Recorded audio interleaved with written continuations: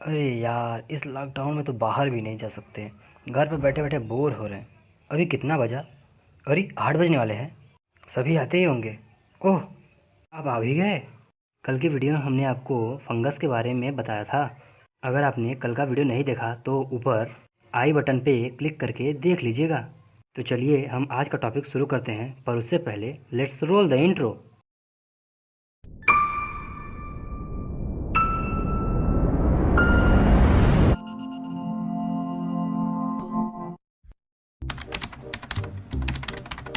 ओ हाँ, आज हम बात करने वाले हैं फंगस के कुछ क्लासेस के बारे में, कुछ उनके डिवीज़न, सब डिवीज़न, इन सब के बारे में, और कुछ उनके इकोनॉमी की इम्पोर्टेंस के बारे में।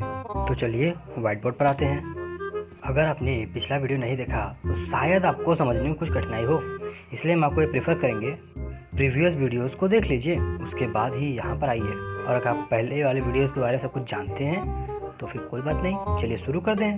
हमने डिस्क्रिप्शन में आपको पीडीएफ में नोट्स दिया होगा, और उस नोट्स में आपको कई प्रकार के क्लासिफिकेशंस मिल जाएंगे, जैसे कि वॉगन और बार्नेस का, गवर्नमेंट एंड डॉबे का, टिप्पो का, ओस्टवाल टिप्पो, बैसे का, मार्टिन का, उसके बाद आपको एलेक्सोपोलस का, एलेक्सोपोलस मीम्स का। पर यहाँ पर हम जीसी एंसवर्थ द्वारा प्रतिपादित अर्थात दिया हुआ नेचुरल क्लासिफिकेशन सिस्टम का प्रयोग करेंगे। इनके अनुसार सभी फंगस को किंगडम अर्थात जगत माइकोटा के अंतर्गत रखा गया है, जिसके 2 डिवीज़न होते हैं अर्थात प्रभाग। पहला है मिक्सोमाइकोटा और दूसरा है यूमाइकोटा। मिक्सोमाइकोटा जो है उसमें सभी औपंक फफूंद अर्थात स्लाइम मोल्ड्स आते हैं, और यूमाइकोटा जो है ना उसके अंदर सभी सत्य का अर्थात ट्रू फंजाई आते हैं। हाँ, यदि आप इंटर के लेवल के हों तो आपको मिक्सोमाइकोटा के बारे में जितना हम डिस्क्रिप्शन देते बस उतना ही काफ़ी है, उसके क्लासेस को जानना अनिवार्य नहीं। और यदि आप ग्रेजुएशन के तो आपको पूरा जानना है, और यदि आप इंटर में हो तो आपको यू माइकोटा के अंतर्गत हम सिर्फ और सिर्फ एक ही क्लास पढ़ाएंगे, सिर्फ आपको उसी को पढ़ लेना है। और ग्रेजुएशन में भी हम सिर्फ एक ही क्लास पढ़ाएंगे। अगर आपको ज़्यादा क्लासेस की ज़रूरत हो तो बता दीजिएगा, हम उसको पढ़ा देंगे, या फिर तुमने डिस्क्रिप्शन में नोट्स दिया है उसे ही लेकर पढ़ लीजिएगा। अगर ज़रूरत हो तो कमेंट ज़रूर कीजिएगा, हम ग्रेजुएशन के लेवल के स्टूडेंट्स को भी पूरे क्लासेस पढ़ा देंगे। इससे पहले हम स्लाइम मोल्ड्स को शुरू करें, उससे पहले आप उनके चेहरे तो देख लीजिए। ये देखिए, ये सब, और ये भी डिवीज़न फर्स्ट मिक्सोमाइकोटा, इसको हम स्लाइम मोल्ड भी कहते हैं, और इसके अंतर्गत 4 क्लासेस आते हैं।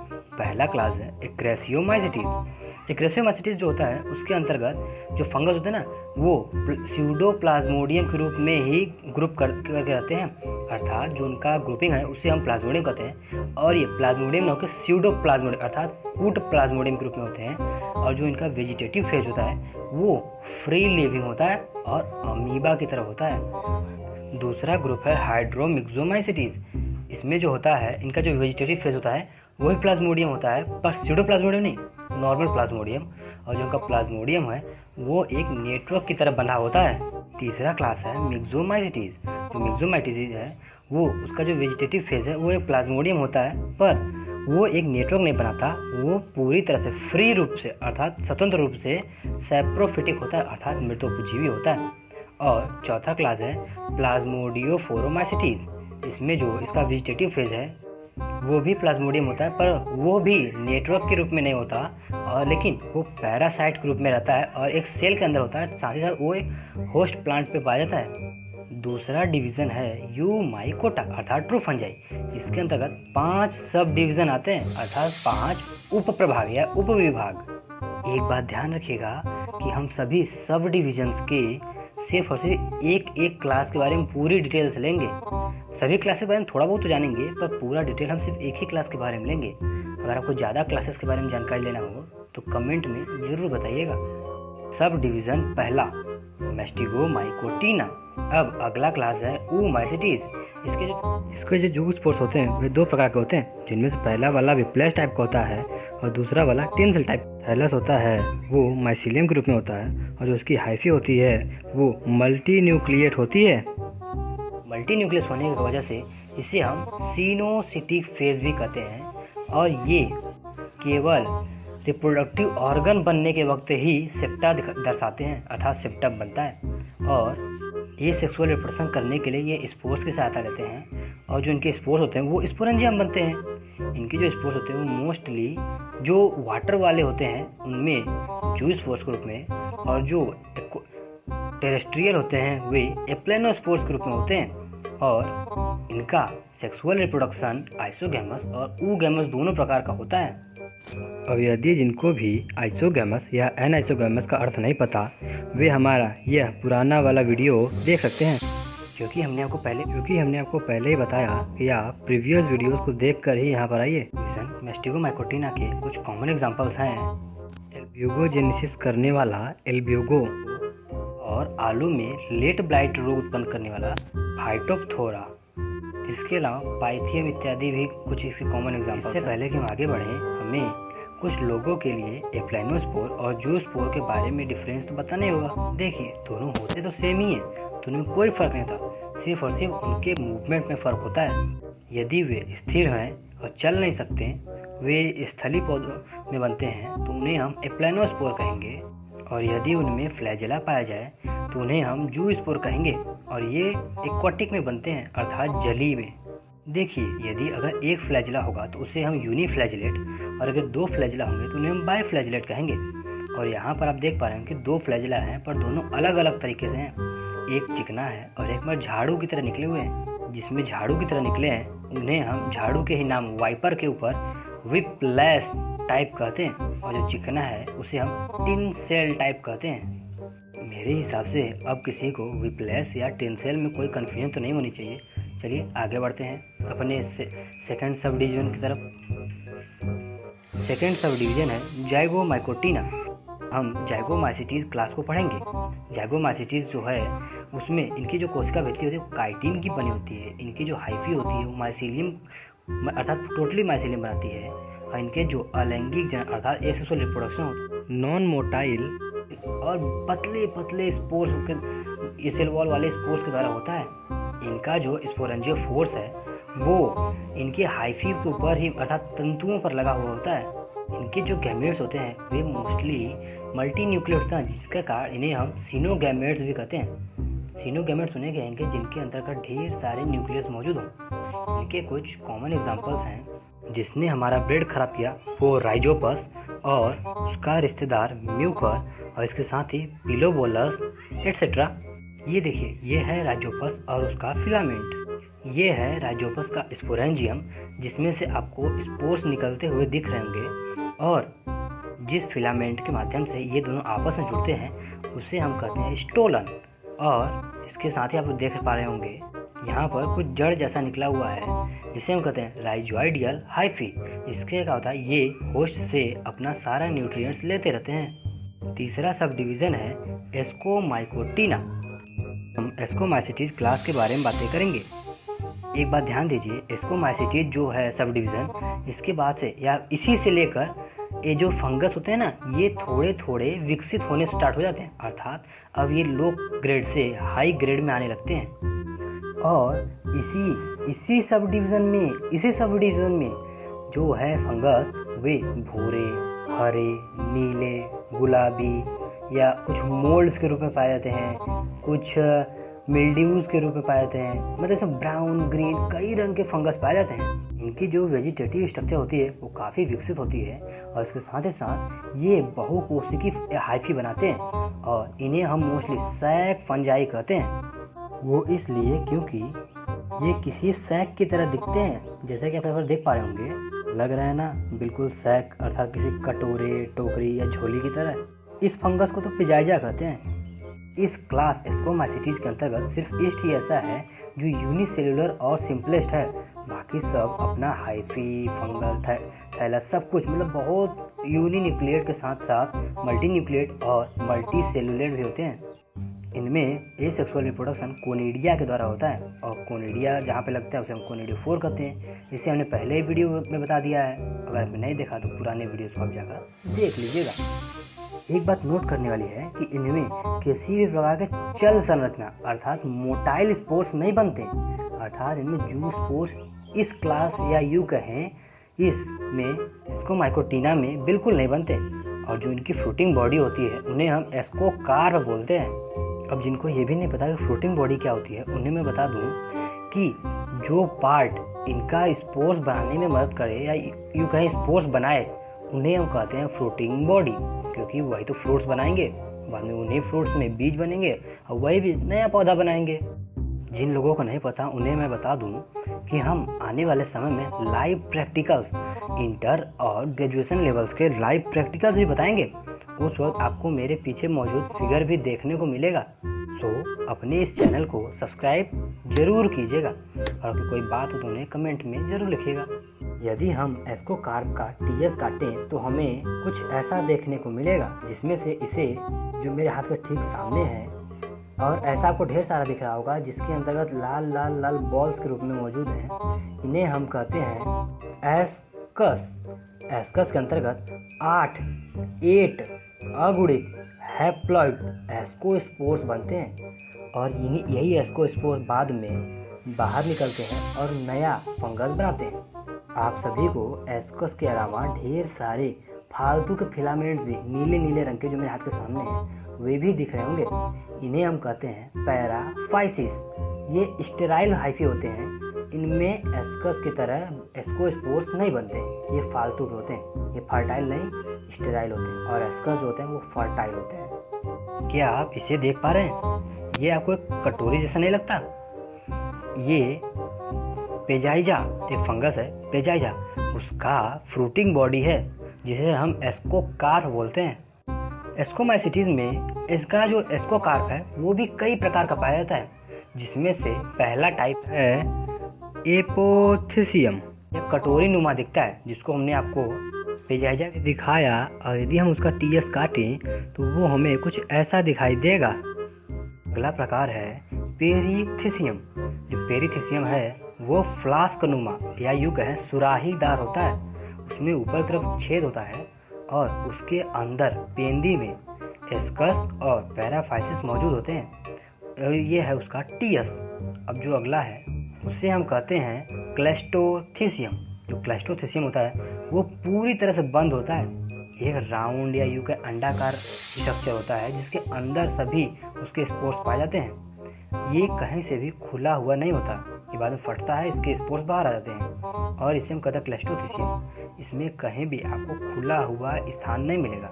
इसकी कुछ कॉमन एग्जांपल्स हैं, जैसे कि east, Aspergillus, Penicillium, Claviceps etcetera. Sub division है बेसिडियोमाइकोटीना। इसके अंतर्गत आपको 3 क्लासेस मिलेंगी, पर हम उसमें से बेसिडियोमाइसिटीज को ही पढ़ेंगे। इसमें ईयर फंगस आते हैं, जिसमें से टोटल 1100 और तकरीबन 2500 स्पीसीज पाए जाते हैं। इन्हें हम commonly puff fungi, smut fungi या फिर रस्ट फंजाई भी कहते हैं। इसी के अंतर्गत आपका फेवरेट मशरूम भी आता है। जो बेसिडियोमाइसिटीज है, इसका जो माइसिलियम होता है वो शाखित होता है, अर्थात ब्रांच होता है, और इसमें सेप्टम पाया जाता है। इसका जो सेप्टम होता है वो एक स्पेशल प्रकार का होता है, जिसे हम कहते हैं डोलीपोर सेप्टम। अब जिन लोगों को डोलीपोर सेप्टम के बारे में नहीं पता, उन्हें मैं बता दूं, यदि मान लीजिए ये फंगल हाइफी है, अर्थात ये कहें उनके तंतु, तो ये जो आप उनके बीच बीच में कट्स देख रहे हैं ना, इन्हीं कट को हम कहते हैं सेप्टा, अर्थात दीवाल। ये इनको कई प्रकार के सेल्स में बांटती है, अर्थात एक फिलामेंट को कट करके एक सेल का रूप देती है। और इससे क्या होता है कि इधर से उधर प्रोटोप्लाज्म का आजान वजान कुछ नहीं होता। पर बेसिडियोमाइसिटीज में यह दीवार कई बार बीच में आप देख पा रहे हो एक सकरा सा रास्ता बना हुआ है, उसी रास्ते से एक छेद होता है। इसी छेद के कारणवश हम इसे कहते हैं डोलीपोर सेप्टम, अर्थात इसमें छेद होता है जो दोनों सेल के बीच में प्रोटोप्लाज्म के आवाजान को आसानी करता है। ये देखिए, ये है उसका एक रियल इमेज। इसमें आपको बीच में एक छेद दिख रहा होगा, जिससे इस सेल से मटेरियल उस सेल में जा सकते हैं। और यदि अगर कोई छेद ना हो, एक कंप्लीट लाइन हो, तो उसे हम सेप्टेट, और अगर लाइन ना हो, जैसे हमने पहले वाले फिलामेंट में दिखाया था, अगर कोई भी लाइन या कोई भी कट ना हो तो उसे हम एसेप्टेट कहेंगे। इसमें सेक्सुअल रिप्रोडक्शन स्पर्मेटोजेनेसिस के द्वारा होता है और एसेक्सुअल रिप्रोडक्शन कोनिडिया और ओइडिया के द्वारा होता है। और इसके साथ ही इसमें प्लाज्मोगेमी, कैरियोगेमी और मियोसिस, जो कि आप जानते होना ही है, वही होता है। इसमें कई प्रकार के स्पोर बनते हैं, जैसे क्लेमाइडोस्पोर, यूरिडोस्पोर, एसियोस्पोर, टेलिटोरोस्पोर और भी बहुत सारे। अब आप एस्कोमाइसिटीज को याद कीजिए, उसमें जो उसकी फ्रूटिंग बॉडी थी उसे हम एस्कोकार्प कहते थे। उसी तरह यहाँ बेसिडियोमाइसिटीज में इसके फ्रूटिंग बॉडी को हम बेसिडियोकार्प बोलेंगे और इसके द्वारा बनने वाले स्पोर्स को हम बेसिडियोस्पोर्स कहते हैं। बेसिडियो के कुछ कॉमन एग्जांपल हैं, जैसे कि अगेरिकस, पक्सीनिया, अस्टिलैगो, अमेंसिया, लाइकोपोडॉन एक्सेट्रा। अगर आप इनके बेसिडियोकार्प के रियल इमेज को देखें तो ये देखिए, ये है इनका माइसीलियम, जिसमें इनके ढेर सारे हाइफी आपको इधर उधर जाते हुए दिखेंगे। ये है इनका बेसिडियोकार्प, जिसमें आपको सिर्फ और सिर्फ 4 स्पोर्स लगे हुए दिखेंगे। इसके साथ ही आपको पतला सा धागा नुमा कुछ दिखेगा, वही है, उसे ही कहते हैं स्टिग्मेटा। इसी के द्वारा बेसिडियोस्पोर्स बेसिडियोकार्प पर लगे हुए होते हैं। अगला सब डिवीज़न है ड्यूटेरोमाइकोटिना। इसमें से हमें सिर्फ और सिर्फ ड्यूटेरोमाइसिटीज क्लास को ही पढ़ना है। एक बात बताऊं, ड्यूटेरोमाइसिटीज में आने वाले फंगस को ना फंजाई इम्परफेक्टाई कहते हैं। क्यों? क्योंकि इनमें सेक्सुअल रिप्रोडक्शन जरा सा भी नहीं पाया, अर्थात नो सेक्सुअल रिप्रोडक्शन। इनमें जितने भी फंगस आते हैं वे सेप्रोफाइटिक होते हैं, कुछ पैरासाइट भी होते हैं अर्थात मृतोपजीवी और कुछ परजीवी। इनकी जो हाइफी होती है वो काफ़ी डेवलप्ड होती है और इसके साथ ही मल्टी न्यूक्लिएट होती है। इनके हाइफी में एक सिंगल छेद वाला पोर या यूं कहें एक सिंगल छेद वाला सेप्टा पाया जाता है। चूँकि आप जानते हैं इनमें सेक्सुअल रिप्रोडक्शन तो होगा नहीं, तो इनमें ए सेक्सुअल रिप्रोडक्शन कोनिडिया के द्वारा होता है, किसी किसी में तो ओइडिया या फिर क्लेमाइडोस्पोर के द्वारा होता है। अगर आप इन सब के बारे में नहीं जानते हैं तो हमारा प्रीवियस वीडियो देख लीजिएगा। इनके कुछ कॉमन एग्जांपल हैं Alternaria, fusarium, trichoderma, Colletotrichum etcetera. मैं आपको एक राज की बात बताऊं, कुछ ऐसे फंगस पाए जाते हैं जिन्हें हम घोस्ट फंगस कहते हैं। जैसे कि ये फंगस, ये क्या होता है कि दरअसल रात में खुद से ही बायोल्यूमिनेसेंस होने के कारण चमकते रहते हैं। इसका ओरिजिनल नाम है ओम्फेलोटस निडिफॉर्मिस, पर आप इन्हें घोस्ट फंगस मत समझ लेना, ठीक है। चलिए मैं आपको कुछ नोट करने लायक चीज़ें बताता हूँ। पहला, सब डिवीज़न एस्कोमाइकोटिना के अंतर्गत मौजूद क्लास एस्कोमाइसिटीज को हम सैग फंजाई भी कहते हैं और इनके जो फ्रूटिंग बॉडी है उसको हम एस्कोकार्प कहते हैं। और एस्कोकार्प के अंतर्गत आपको 2 तरह के फिलामेंट मिलेंगे, पहला एस्कस, दूसरा पैराफाइसिस। एस्कस के अंदर ही सारे स्पोर्स बनते हैं और एस्कस में 8 स्पोर बनते हैं। सभी मियोसिस के द्वारा हैप्लॉइड स्पोर होते हैं अर्थात N। एस्कस को हम फर्टाइल और पैराफाइसिस को हम स्टेराइल ब्रांच कहते हैं और इसके साथ ही इनमें कोई भी मोटाइल स्पोर अर्थात चल सकने वाला स्पोर या यू कैन जू स्पोर नहीं बनता। दूसरा फैक्ट यह है कि हम सब डिवीज़न बेसिडियोमाइकोटिना के क्लास बेसिडियोमाइसिटीज को इसे हम rust fungi, smut fungi, puff ball fungi, puff fungi या मशरूम कहते हैं और इसमें आपको मोस्टली खाने वाले फंगस ही मिलेंगे और इसके साथ ही साथ इसमें डोलीपोर सेप्टम पाया जाता है और इसके जो स्पोर्स होते हैं वैसे 4 होते हैं, बेसिडिया पे लगे हुए 4 स्पोर। कुछ एक तो एस्कोमाइसिटीज में भी आते हैं पर उनसे हमें लेना देना नहीं। सब डिवीज़न ड्यूटेरोमाइकोटिना के क्लास ड्यूटेरोमाइसिटीज को हम फंजाई इम्परफेक्टाई कहते हैं। क्यों? क्योंकि इनमें कभी सेक्सुअल रिप्रोडक्शन नहीं पाया था, इसलिए ये परफेक्ट न होकर इम्परफेक्ट होते हैं। कुछ खाए जाने वाले बेसिडियोमाइसिटीज के फंगस हैं अगेरिकस, बोलेटस, स्ट्रेबाइलोमाइसिस, फिस्टुलाइना, हाइडनम, लाइकोपर्डोन और इसके साथ ही कुछ एस्कोमाइसिटीज के हैं हल्वेला, मोरकेला, वर्पा एक्सेट्रा।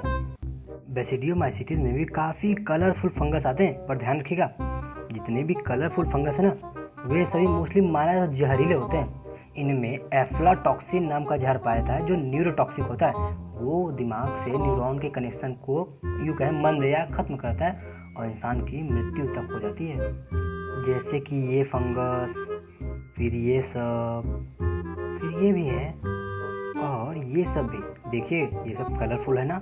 अब एक आखिरी बात, एक बात आप दिल से बताइएगा कि आपको हमारा वीडियोस कैसा लगा। अगर हम आपको 1% भी सिखा सकें तो थैंक यू वेरी मच, पर जाने से पहले हमारे चैनल को सब्सक्राइब जरूर कर दीजिएगा। ये हमारा क्या आपका ही चैनल है। अगर आपको हमारा वीडियो अच्छा लगा तो लाइक, अगर अच्छा नहीं लगा तो डिसलाइक, कुछ ना कुछ तो एक ज़रूर करिए। पर हाँ, ये कोई भी इस वीडियो से जुड़ा या आपको कोई शिकायत हो, सुझाव हो या कुछ भी हो, एक कमेंट ज़रूर किया करिए प्लीज़।